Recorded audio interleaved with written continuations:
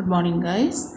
So today we are continuing with the video class. Okay, not the online class session. From the video class, that is, we were doing the rate problems, right? So why we are doing this much of tedious equations and problems, I will tell you by the end of this video. Okay.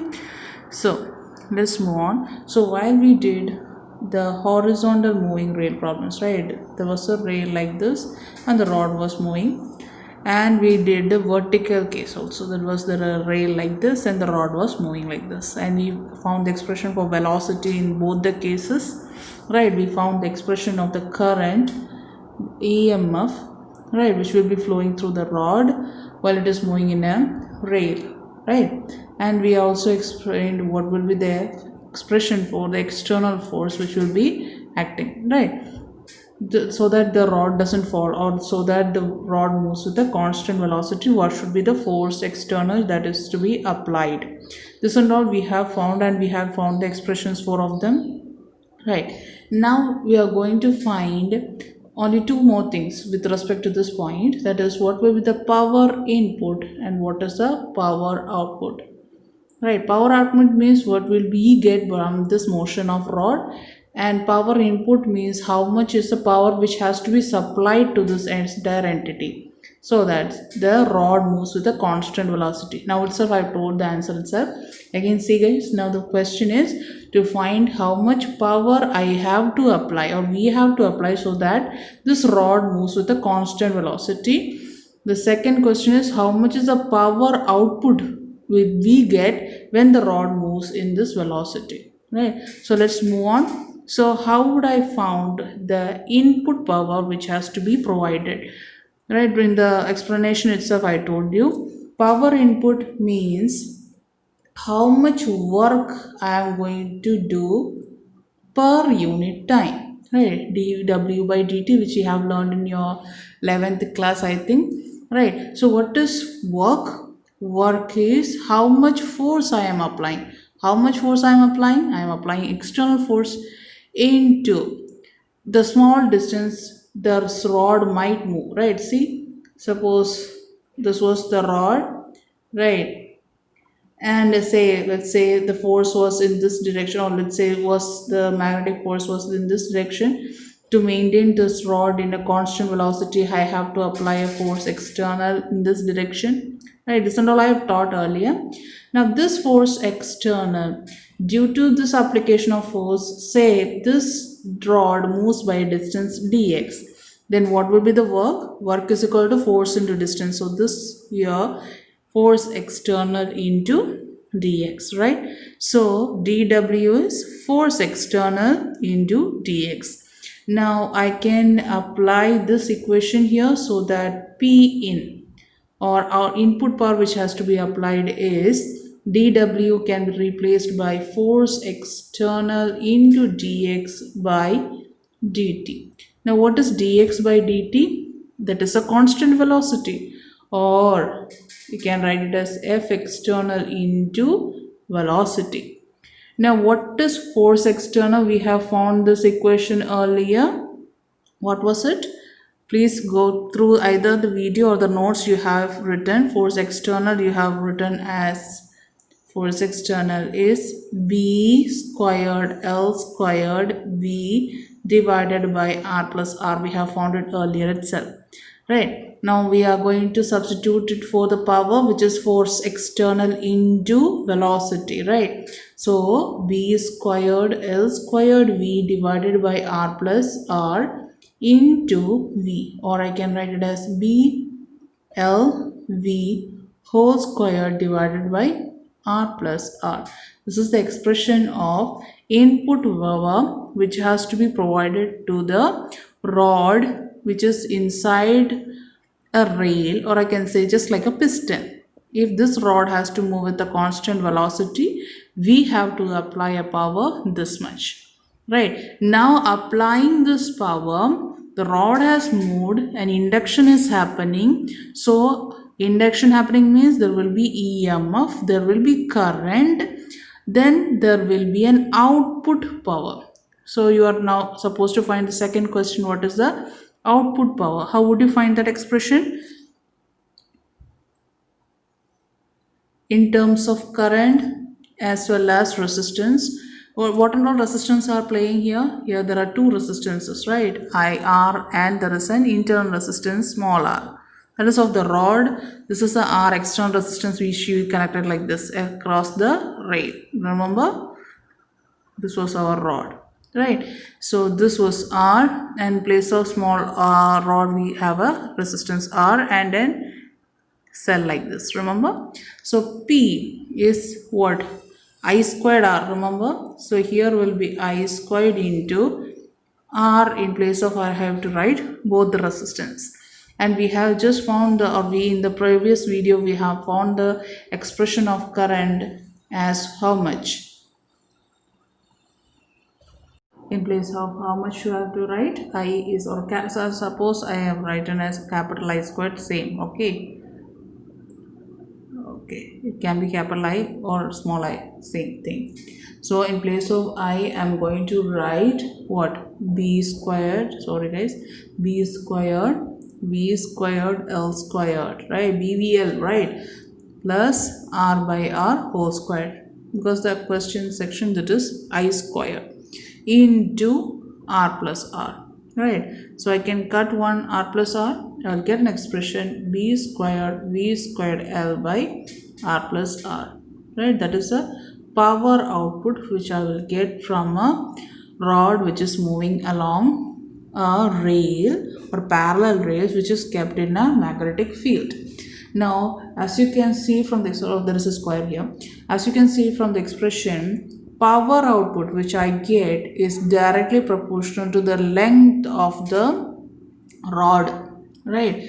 So as the rod's length increases, that much increase in the output power which can be generated from it, right? So actually why are we learning this thing, right? That is, we are generating, or here in the case of motional EMF, mechanical, right? Mechanical energy, that is a motion of something, rod across a rail is generating electrical energy, right? So you are getting energy conversion as per conservation of energy. You are converting mechanical energy into electrical energy, right? That means when I am converting, see, that means I am having actually a profit. Just we are generating a motion. From that motional EMF I am getting what? Electrical energy. The problem is, in the case of rail, when the length of the rod increases, then only I get good power. So if I have to get good power, that means that much large rod I have to build, which is very impossible, right? That is not be feasible. So it will be a lot or costly purpose, right? If I have to generate 11k kilowatt, right, of power, then I have to have that much large rod, which is not practical, right? That's why we are going to introduce another method of generating what? Emotional EMF, right? There is, we are going to introduce a different type of motion. Now how it is going to be done? That is the heading, rotating rod in magnetic field, right? In place of a sliding section, I'm going to keep a rod and it is going to be rotating, okay? So what we are going to do, that is, we are going to generate EMF or a high power, right, which was not possible due to the length right, length restriction of the rod. Now the same rod, that is of a fixed length, I am going to rotate, and that rotating rod is going to generate what? Our EMF. Say this is that rod, right? Let's say this terminal is A and this is B terminal, and let's say I'm hinging. Hinging means I'm going to fix this point A, right, on this sheet. Let's say this is the sheet like this, or table, or which is facing you, right? And the magnetic field is into, okay? Now what I'm going to do is I'm going to rotate this rod like this, right? So since this point is hinged, so this much portion will be rotating in above direction, right? Right. Say length of this rod is L. right? I'm going to consider a small element here, right? Say this element is dx and it is at a distance x from a, right? This and all other parameters I'm going to give. Right, now it is rotating. So this rod entirely, if it is rotating, then this dx element will be moving with the velocity say v in the above direction. Right, so it's the entire rod is rotating means this dx element will be also rotating up, right, or moving up, right? And this velocity say v. See, if this is rotating up, the radius of that rotation will be x, right? When this, I'm just considering this element dx. Let's say this is the element dx and it is moving in this direction, right, with velocity v. So it is hinged at a, right. So when it is rotating and it is covering this circular path, then what will the radius? This much portion. I hope you understood what I meant. Okay, if you want, I will drop it off. I will drop it off a little bit, guys. I'm going to redraw here, right? Okay, this is our small element, say dx. Okay, and it is moving with the velocity v, an upward direction, right? Now this is our point a and this is the direction x. So this rotation movement covers a circular path like this, right? So this x is the radius and this particle is moving with the velocity v, right? So I can write, I hope you remember, v is equal to r omega, right, where r is the radius of path. Now what is the radius in this scenario? It is x. So I can write v is equal to x omega. You have learned this much in your 11th class, right? This much clear? Now, earlier we have just found what is induced EMF in the case of a length rod L which is moving with the velocity, or I told you when a rod is there and it is placed in an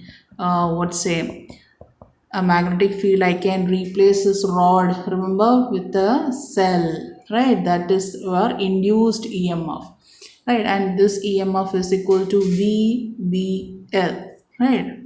Was moving with velocity v, say, right? So E is equal to VBL. Why did I write it as V and L sine theta, right? That cos of it is 90 degree. So since I am just considering a small element dx, so the induced EMF will be also small, so it is dE, right, is equal to VB. I'm considering only small element, right? So I will write it as dx. Right. So if you are asked what will be the entire rod's induced EMF, that means you have to integrate these. Right. Clear? So what is the integration here? Integration of dE is E. Integral in place of VB dx, right? If this is V, right? In place of velocity, I'm going to write it as x omega, right? And there is B dx. Clear? Now b omega is a constant term. I've brought it outside. B omega integral x dx. Right? Now what is x? And there should be limit, right? But from where to where I'm going to calculate the induced EMF? From this end, which is 0, to this end, which is L. There is a length, right? So 0 to L. Clear? Now what is 0 to L? Sorry. Calculation. Integral x ds is x squared by 2. So EMF is equal to b omega x squared by 2. Upper limit is L, lower limit is 0. So it is b omega L squared by 2. Right?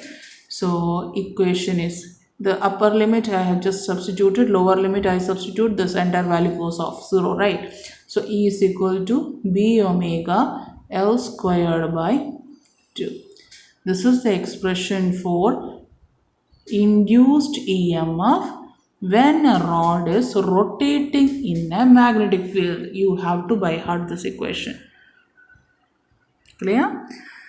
when a rod is rotating in a magnetic field, induced EMF of that rod is equal to B omega L square by 2. This is required for CBSE examination point of view. Okay, clear? Right, so that means, see, I had the rod like this, right? This is, say, VA, VB. That potential at A, potential at B. My question is whether E is equal to VA minus VB or it is VB minus VA. So that for that you have to know which potential is higher and which potential is lower, because EM, see, omega, velocity positive, length positive, B positive. So every quantity is positive means EMF is positive, right? So EMF is positive means we have reduced a smaller value from a larger value, right? So EMF, if it is VA minus VB, that means VA is having higher potential than VB. So you have to check whether which point is having higher potential. So you have to use your fingers. Take your right hand, take all of your fingers. I'm going to rub it off, guys. This is your rod, right? Velocity was in this direction, right? The dx element was having this direction velocity, right? And the magnetic field was all in downward direction. Keep your fingers in such a way that, right, magnetic field downwards, right? So keep your fingers like this, right? Turn your fingers downwards because B is into. So that means thumb will give you the direction of what? Higher potential.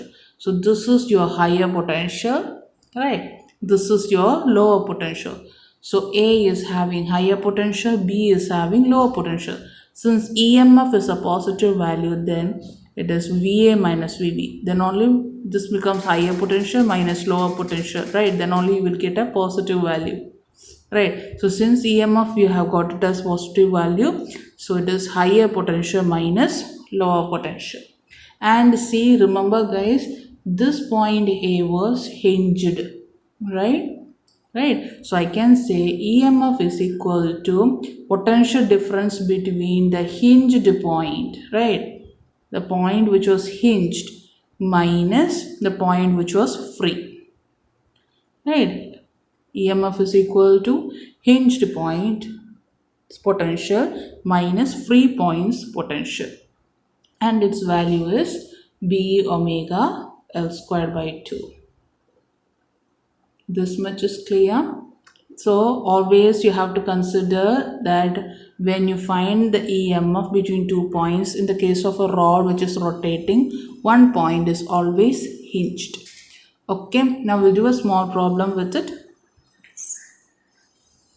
Okay, while doing the problem, before that I have to tell you something because it might be missed out by the time conception. So why we are doing or why we are learning this type of rail problems, etc. See, rail problems, right, is actually application of one thing. See, where and all EMF is generated or motion EMF, how can it be generated, right? Worst case, remember we learned this scenario. Remember we consider a magnetic field and a coil was coming in and going out, right? In that case also you found the value of magnetic EMF. We plotted graph for the flux, right?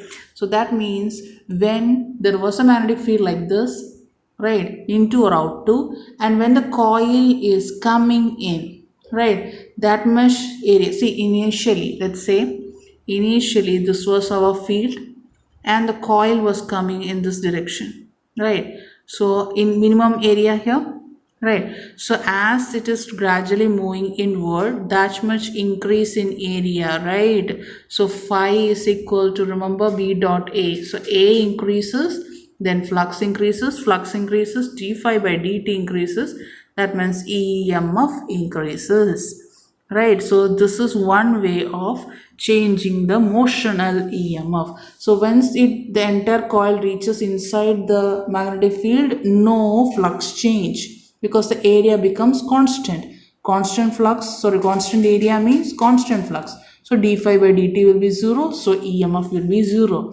Once it passes through this end, as the coil goes out, more and more decrease in current, right? Change in current, sorry, decrease in area. So change in area, change in flux, change in EMF, right? So this is one application. That's why we taught this, right? The second scenario was our rail problems. This is also an application of how area change can induce induce EMF. Remember? So this was a rod, right? This was our magnetic field. When the rod was in this position, this much area, how much? This much area was there inside the magnetic field, right? So this much area contributed in the flux change.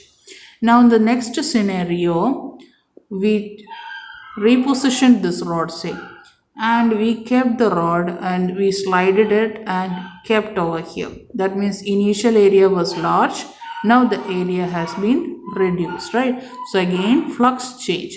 So by that flux change, again we are having induced EMF.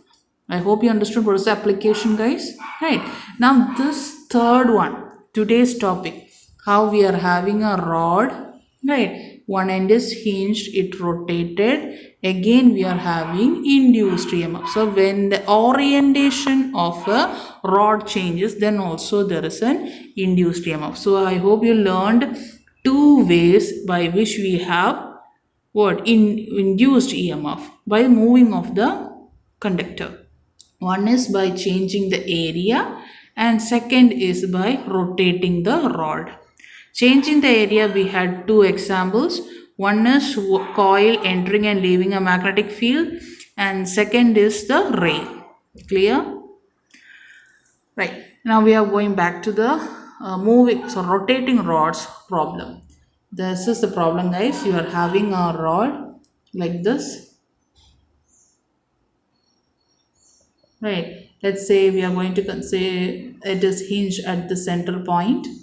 And this is B, this is C, this is D, and this is A. So that the entire length is 2L, right? So this is say L by 2, L by 2, L by 2, and L by 2, this much. So it becomes 2L, right? This much clear? And say the magnetic field is like this, outwards, coming towards your face, right? And it is rotating in this direction, say omega. That means say A to C part, there's this much part will be moving up, right? And C to D part will be moving down. Something which is easy to understand, right? The question is, what is VC minus VD? What is VD minus VB? What is VB minus VD? And what is VA minus VC, right? 4 questions. By the end of the video class, we'll see if we can complete all of them, and if we are leaving some, I will ask you guys to do it by yourself. Okay, that will be your homework anyways. Okay, so this is the problem. So how would you do? Let's say first one was VC minus VD, right? That means between C and D, remember the rod, right? So this was hinged, so this A, B, and this is C, and this is D, right? So between C and D, one is hinged, right? I told you, when you are calculating the potential difference between the rod, right, or when the L is considered length, right, B omega required, that equation B omega L squared by 2, L is the distance between the 2 points where you want to find the potential difference. And out of this, 1 point should be hinged. So out of VC minus VD, VC is hinged, right? So C is hinged. So VC minus VD, we just have to apply this equation. It will be B omega. L is the length between the points we want to measure the potential difference. So C and D is having length of L by 2. I told you earlier. So in place of L, I have to write L by 2 whole squared by 2. The answer will be B omega L squared by 8. Please calculate it by yourself, guys. Very easy, right? Whereas VC minus VD, 1 point is hinged. So you directly apply this equation. So VC minus VD is B omega L squared by 2. You just have to couple. The L is length between the points. Length between the points C and D is L by 2. Simple, right? Next one is VD minus VE, right? Sorry, VD minus VE. Remember the rod, guys, right? So this is our A, this is B, C, D and E. So between D and E, the problem comes. There is no hinge point, right? Hinge point is at C, right? So D and E, that means you cannot find. No, you can find. How can we find the answer? Very simple. You just found VC minus VD, remember, which was B omega L squared by 8. Keep it as it is, right? If I can find VC minus VE, some value, I don't know, and if I subtract these two values, that is VC, let's say VC minus VE minus VC plus VD, right? That is 2 minus 1. This is second equation, this is first equation. When I subtract 2 minus 1, this will be the format, and VC goes off, you will get VD minus VE. That is your question, right? So we know VC minus VD. So what will be VC minus VE? Symbol again. VC minus VE, C is hinged. So what is the difference or EMF between 2 points, which is at a length, say, what is the length here? It is L by 2, L by 2. So the distance between C and E is L. So it is B, right, omega L squared, distance between C and E divided by 2, right? So what is VC minus VE? It is B omega squared, sorry, B omega L squared by 2. Simple. So now you have to find what?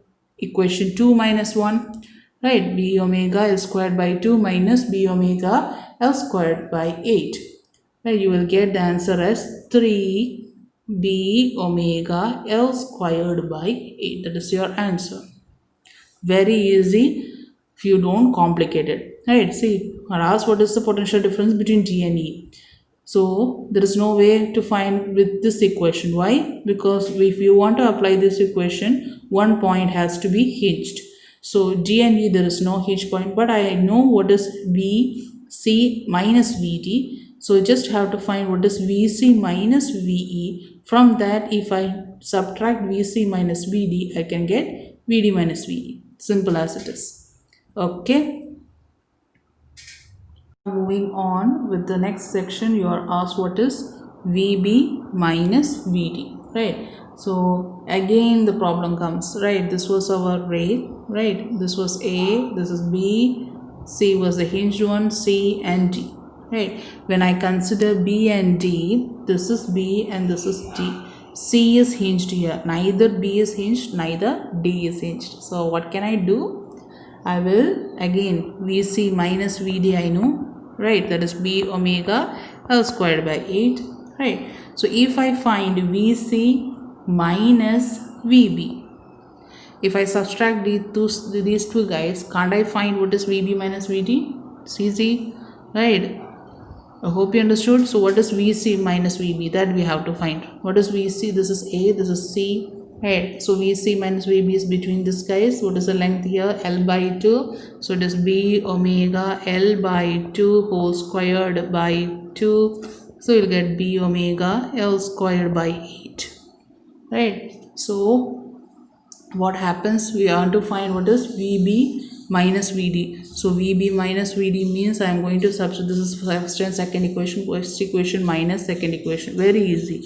This is B omega L squared by 8. This is also B omega L squared minus 8. What is the difference? 0. Okay, yeah, right? So the next question will be, guys, that is VC minus VA. I ask you guys to submit it as an homework. Send me the answers through WhatsApp. Okay, let's see how many of you guys are able to do it. Okay guys, so I hope you understood this scenario. So why we have to do this tedious type of problems, it is how you can generate induced EMF by changing the parameters. One is by changing the area and the other is by changing the orientation. Clear? And we did respective questions relating with that. Okay.